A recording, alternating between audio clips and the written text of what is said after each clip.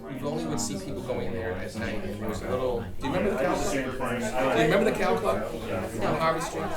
And they had, it was a sketching club. It was, they called it, my mother said it was the Gentleman's Club. Oh, that was gone in, I think it's 70. Right, the table, sign in. Deborah, do you remember the Cow Club, right? Yeah, When did that close down? 70? Yeah, by the time I came out of Ridgeland, Yeah, California. because that was gone. It was a little sketchy place. It was at the time when we were watching TV and there was things about communism, and I didn't quite know what communism is, and I remember a teacher saying that Black Panthers were communists, and based on what we saw on TV, they were bad people. And after asking questions of my mom, because I went here 3 days a week to the breakfast in this basement, and so as part of that meal, and you got, I mean, you talk about a meal, you got bacon, eggs, orange juice, everything that you're not supposed to eat now. But when you used to waking up Monday through Friday eating a bowl of cereal, and you got a full, what I call it, the Sunday breakfast, you got to come here 3 days a week, you had to bring a report card, and you had to focus on something that you were lacking in it, so something that you weren't doing well. But it didn't make a difference if you got A's or D's or C's. If you were a B student, you had to focus on your lowest grade. And so you came in, there was socialization where you come and talk to some people in the room, and you had 15 minutes of talking, 15 minutes of eating, and then you had about 40 minutes of focusing on your homework. And then after we got done with that, we got up, walked up the street to the Roberts School. But the place was not only a place of learning and getting to reinforcement of something that you were lacking in school, but you got to know new neighbors in here, because not all of the kids that came here to the program actually went to the Roberts School. And so we got to meet new friends, new faces, and that's when I really actually first understood what the Black Panthers were. And I was about maybe 9 or 10 at the time, and then I realized that they're not communists and they're not doing bad things. But it was at that time, when you're watching what's going on in TV, from an educational standpoint, I was learning more there about what the Black Panthers weren't and what they were in a good way. And so I got the double whammy. I got to reinforce math, which I'm still terrible at, and got to really understand the historical significance of what the Black Panthers stood for at the time. We later, my brothers, at least one brother, I'm sure, was it Camp Kalamoki in the 60s? Yeah, it was Camp Kalamoki. And that meant that we, every day got on the bus, and we did this with the Cambridge Community Center, which was what we used to call the coast, other side of Mass Avenue, and then we drive 45 minutes to wherever, and then spend the day. Sharon, Mass, that's where it was. Sharon, Mass, that's right. And then we come back home. But, so for us, it was, some of the tension had to do with the Cambridge Community Center, because, they were, I think, a little louder, and we were, and a little more aggressive than we were, and so, but they got dropped off first at the community center. And as they drove away, we would say, "We are the Varga, mighty, mighty, mighty." Everywhere we go, people want to know who we are, so we tell them. You never forget it. So, but that was our only redress, because they were really kind of, somebody might come and make you move out of your seat, because we got picked up first, they got picked up after, and they were a little more assertive than we were. Well, we used to sing that song when we played baseball. I didn't know that it was like a thing here when they were younger. So that's pretty cool to know that, like, when I was a child, that was like one of our biggest, like, we would sing that in the dugout the whole game, even if we were down like 7. Where did you play? Well, I played at East Cambridge Little League. Oh. So I played from the age of like 9 to 13, and then Babe Ruth was like for 13 and up. I didn't know how to get into Babe Ruth, so like my baseball career stopped at 12. Something that I heard about a lot were the dances that used to be here in the basement. So I'm not sure, maybe if Marion went to them or George, but I wasn't supposed to. Yeah, but they were down here, and I was supposed to be home at 9:30 when I finally got permission to go. And at 9:30 I wasn't home, and my mother came downstairs and I heard it all the way home about you, what are you all doing down there in the dark, and so I would sort of sneak out to go, or, and I think she knew sometimes I would go with Jackie or one of my other friends, and I hope you're not going to that place with all those people and down there in the dark, and, so. What kind of music did they play at the dances? Oh, I mean, Stevie Wonder, whatever was current. We'd never see any, we'd never see any sports late at night. Yeah, right down there. 9:30, there was a horn that Yes. went off at Lever Brothers, and you had to be off the street. I think if you were 18 or older, there was some provisions for you if you had a job. Wow. But you'd run home, and if you didn't think you saw a police car coming, you'd hide beside, by a parked car, or sometimes, if you were desperate, you'd get under the car. Because if a policeman took you home, oh my God, then your parents have to go up. I don't know if they had to go up to the city hall or to the police department. I have four brothers, and we never got caught outside. And we wouldn't want to bring that shame to our family of being caught outside. Some guys didn't care, but most of us. I think there was concern about teenagers being involved in protests more than it actually was teens. I mean, look what was on the television. We still had, a lot of the civil rights was on television, and the protests. We had, at one point, clearly the Black Panthers were here and had taken real charge of a lot of programming. We were in the middle of the Vietnam War, so there was a lot of concerns, and I remember this song, Not to Trust, or sang, don't trust anybody over 30. And so there was this real sort of sense at a time of young people were gonna take over. And I think the city might have been concerned that that's what was gonna happen more than it really was. They probably, if they were concerned, and hadn't already, 1968, I think, is when That's for him, right? Graham. No, I know, not you. I'm looking in that direction. Forget, you're just a child. When Sandra Graham took over the Harvard I commencement, think that was 69. 69. And so if you're thinking about that period, there were protests of all types, but it wasn't that they were concerned with the teenagers. In fact, it was more likely to be Harvard students than it was the teenagers in the city. I've never seen anyone kind of, except for late at night, they had a little underground carving thing. Sketch. Well, I have a couple. One, at the age of 10, they opened up the Gold Star Pool at the Harrington School. And my mother and a couple of others, they wanted us to learn how to swim. My mother in particular, because she's from Barbados and never learned how to swim, because the rule of thumb was the sea has no back door. So they really taught them to be afraid of the water. But she felt it was important for us to learn how to swim. And so, this Saturday morning when people were to come and fill out a form, and then they would see what you could do in the water, we were there for hours. And finally, my mother and the other mothers were told that this was not for us. And so she didn't say anything. She just said, well, you know what, this is not the right time. And we all went home. And then, of course, my mother would fuss later inside the house and said, basically, I guess we're not Gold Star people. And, just this idea really because it was East Cambridge. It was tough going down to East Cambridge. Yeah, you couldn't go to East Cambridge. My brother used to get chased home a lot in those days. So, that was a barrier there that you just didn't.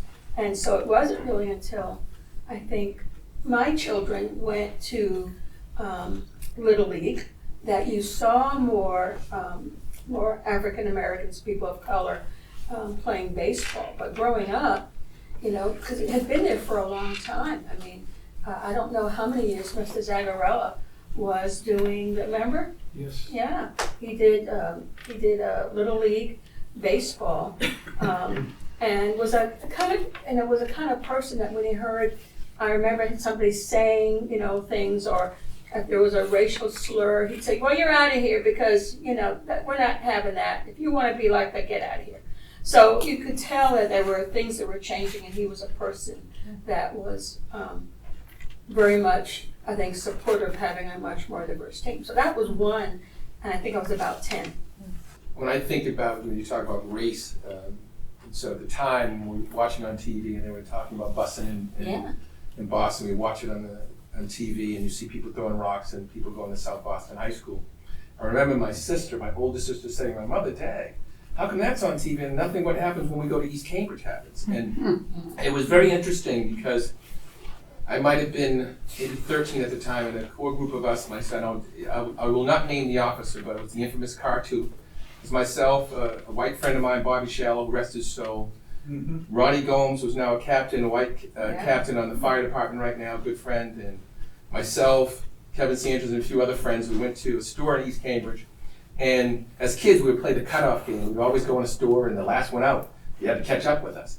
So I remember being in this store and buying something. We all bought something, and then everyone ran out, so I tried to run out with them. So the police officer, Officer Car 2, save his name because he still had family members here, and they're not part of that, what he did. But he grabs me, and he takes me back to the white store owner and said, what did he steal? And she told him he didn't steal anything.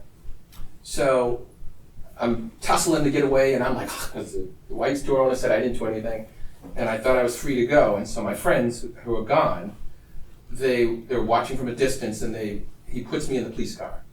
And he drives me deep into East Cambridge where the Galleria Mall is called Leechmere's. There was a liquor store, Leechmere's. Yeah. And that, if you know, at that time in the early 70s, that was empty land. There was nothing out there, right? And so I also had to live in a house with a mother who ruled with an iron fist. And you weren't supposed to go anywhere where she didn't approve of you going.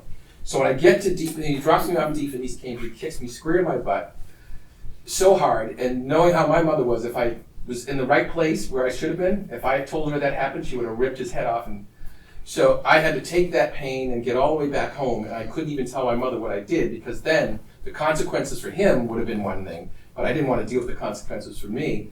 But at that time, that's the first time I ever witnessed racism. And at first I didn't really equate it with racism, because I was with some white kids and some black kids, and then, as I got older, I said, but I was in East Cambridge. And that was just one of the places that were kind of forbidden. So growing up in Washington Elms, where there was a diverse group of people, that was one thing. But you always heard the stories about don't go to East Cambridge, but when you're 10 or 12, it's no big deal. But going through that experience and hearing my sister say to my mom, well, that's on TV, how come not? What's going on in East Cambridge? And I know that there were several meetings that would happen here in the Margaret Fuller House when there were issues around that, because I remember that kids from East Cambridge and kids from the port, mostly white kids from East Cambridge, and against kids from down this area would have fights. I remember the Molotov cocktail bombs and all that craziness. And then the central place for meeting here was at the Margaret Fuller House. And this was always a place what I called the calm of the storm. The people that were here who were running the meetings weren't galvanizing you to go fight back. It was like, there's a way to do this and we'll handle it. And so the Margaret Fuller was always a place where everything was kind of centered. Like, you came here if you wanted to have fun, you came here if you needed resources, and if you were feeling some type of social pain, this was also a place that you came to. If you come here on any given day, someone could be working in the reading library just reading, or they could be in the computer lab, they can just come in just to chill out. Not everyone that comes here is coming for service. Some people are coming here for respite. In the summer, they come in to sit in the AC. But that stems back in the early 70s. It was kind of a place where you can just come. If anyone's, right? Yeah, you're going to get it down. But it's, people would, if you said, hey, where can I get something? Even if you didn't know where you can get it, you tell them, go to the Margaret Fuller House. Right. Go to the Margaret Fuller House. I've never seen anyone kind of, except for late at night. They had a little underground carving thing. Sketch. Well, for me, I think that Cambridge itself, the city, engages best when there's some sort of sport. Sports in Cambridge is like like living like you don't play sports in Cambridge, you're kind of like outcasted. Like you don't play any sport at all. Like who are we all grow up with each other in the neighborhood, whether it's like playing football like in the concrete, like running into poles, or playing baseball in like small little grass patches. So like that's how I made most of my friends. Like I live in a place where there's like a piece of lawn and we had 3 sewers, and we became friends that way. Like you play baseball, I didn't play baseball. I was a football player, basketball player, and I find that like when we have big events that are sports related and then tack on like this, they try to add on like the problems within the community and bring other cities within, because like we do like Pride Day here, and before that used to be like I feel like strictly towards like, the port. You kind of have to be from the port, which is cool. It's all your friends, your neighborhood, you want to represent, but it's been open more to like other communities and other cities and especially other people in Cambridge. It's like more of an inviting thing, and that calms down like violence between here and there, and it allows you to like, if you've never had a friend in West Cambridge, if he plays basketball or he plays baseball, that day, on that specific day, you get to interact with that person, and then who knows, tomorrow morning you're in school with that person, and now it's like, hey, what up? We never talked 365 days a year, we're talking now. So I find that like just a lot of sports things, when you bring together people together through sports, it takes away color, it takes away race, it takes away money, it takes away everything. It's just how can we do this together as a team, and how can we be one together? So I find that through the Margaret Fuller House when they do Pride Day and stuff like that, and music. So yeah. Can you tell us a little bit more about Pride Day? So Pride Day is Salvin used to run it. I'm pretty sure. I think Elon runs it now. I'm not sure. No. But Pride Day is like, it's an event where like the Cambridge Fire Department, the varsity basketball team, and just a bunch of people from the community come together. The Margaret Fuller House, all the youth centers. Like I worked at a youth center too. So we worked like stations. They have like, sometimes they have stations for like health, they have stations for like for music, they have stations for kids, they have a playhouse, they have like a bunch of stuff. So it's like Pride Day is kind of what it stands for, like show pride for your city. And it's not just Port anymore, but although most of the people that come are from Port, and they're showing their pride through everybody. They're giving pride to everybody, like through Cambridge, and it's like, it's a beautiful day. And the history behind Port Community Pride Day, about 17 years ago, Sean Williams was murdered in Newtown Court, and it was a core group of us, Mo Barboza, Richard Harden, Susan Richard Scott, myself, and a few other people went to the city to really figure out how can we address this issue of violence in the port. And for about 75 years running, the port had the highest crime rate in the entire city. It actually no longer does for the past 10 years running. And so the Port Community Pride Day was supported and still is supported by the city. And so funding was given to the community to help provide resources to the city. So there's a community outreach coordinator, which is Russell Harding at the moment, who really, his whole job is externally outside of the house. You know, he really is connecting people to resources in the city. And there's a community liaison who also is responsible for kind of identifying resources in the community. And Russell himself kind of really brings the clients into the house to connect them. And Pride Day was also an extension of that. And so every year is an event that brings together nonprofit organizations, city departments to provide a community health fair where there are resources to connect people in the community. It's an event where nobody sells anything. It's just everything is free. There's free food, there's entertainment, there's music, the basketball is one of the components, but it has evolved over the past 17 years, and Jeff and I win every year. the two of them win it. But it's really an event that's really helped celebrate community, because what we wanted to do is really get rid of the stigma of the port's just a bad place, you know. Growing up here a lot, when people would realize, you're from the port? Yeah, oh, where do you live? I live in a project. Ooh, he's from the port.